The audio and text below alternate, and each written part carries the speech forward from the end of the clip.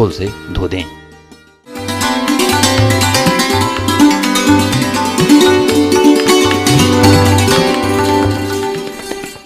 अन्नदाता हेल्पलाइन निःशुल्क फोन संपर्क सेवा के माध्यम से आपके द्वारा पूछे गए प्रश्नों में से एक या दो महत्वपूर्ण प्रश्न को हम अपने कार्यक्रम में शामिल करते हैं और इसी के तहत आज किसान का सवाल और उनका जवाब इस प्रकार से है।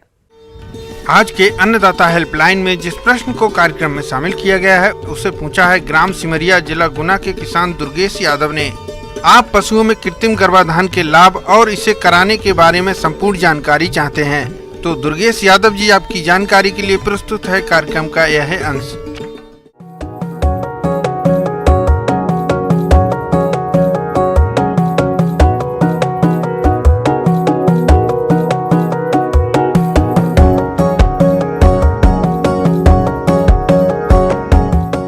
कृत्रिम गर्भाधान जैसा कि नाम से यह स्पष्ट है कि ये प्राकृतिक रूप से नहीं होता है। गायों को उनके हीट का जो साइकिल है, 21 दिन पे गाय हीट में आती है और उस समय हमारे जो कृत्रिम गर्भाधान कर्मी हैं वो उनको गर्भाधान कराते हैं, उनमें सीमेन रखते हैं कृत्रिम रूप से। पशुओं में कृत्रिम गर्भाधान एक ऐसी कला है जिसमें सांड से वीर्य लेकर उसको विभिन्न क्रियाओं के माध्यम से संचित किया जाता है। यह संचित किया हुआ वीर्य तरल नाइट्रोजन में कई वर्षों तक सुरक्षित रखा जा सकता है। इस संचित किए हुए वीर्य को मादा के गर्भाशय में रखने से मादा पशु का गर्भाधान किया जाता है। गर्भाधान की इस क्रिया को कृत्रिम गर्भाधान कहा जाता है। तो इसके बहुत से फायदे हैं। सबसे इम्पोर्टेंट फ़ायदा है कि जो ग्रामीण क्षेत्रों में लोकल ब्रीड है और जो कम दूध देने वाली गायें हैं उनका हम लोग जो है अपग्रेडेशन एक तरह से करते हैं। उनसे जो है कि अगर हम लोग नॉर्मली लोकल सांड से उनका जो है कि गर्भाधान करवाते हैं तो लोकल ब्रीड होता है जो कि कम दूध देने वाला सांड का ब्रीड है। तो अगर हम कृत्रिम गर्भाधान कराते हैं तो जो सीमेन हम लोग देते हैं वो अच्छे नस्ल के बुल का, अच्छे नस्ल के सांड का होता है। तो सबसे पहला फ़ायदा है कि हमारी जो बछिया होगी वो अपग्रेडेड होगी।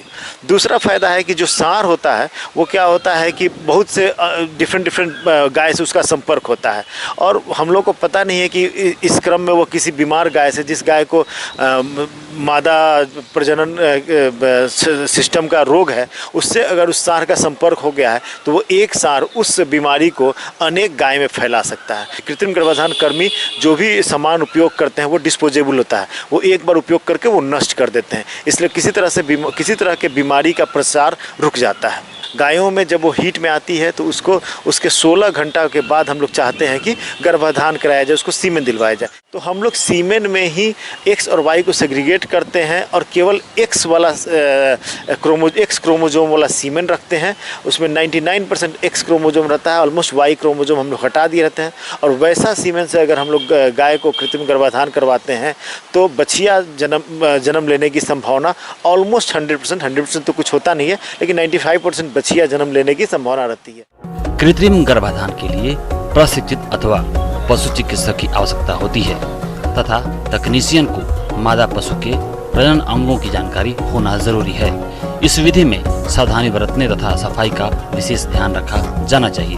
कृत्रिम गर्भाधान करने से पहले गन को अच्छी तरह से लाल दवाई से धोएं एवं साफ करें। गर्भाशय द्वारा अंदर छोड़ें।